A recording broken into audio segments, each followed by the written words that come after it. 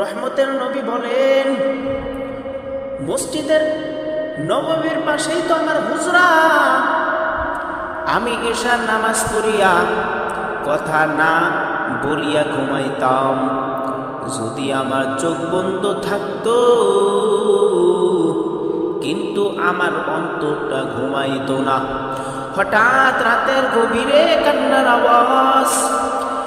কে মসজিদের মধ্যে কান্না করে গভীর রাত?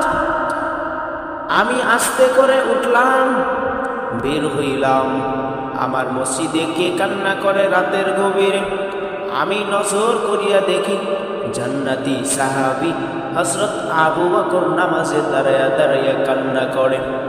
নবী আমার বললেন, ও আবু বকর,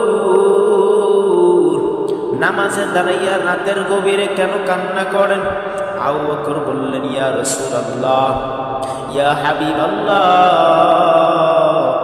কিয়ামতের দিন আল্লাহর আদালতে কেমনে দাঁড়াবো সেই ভয়ে কান্না করি।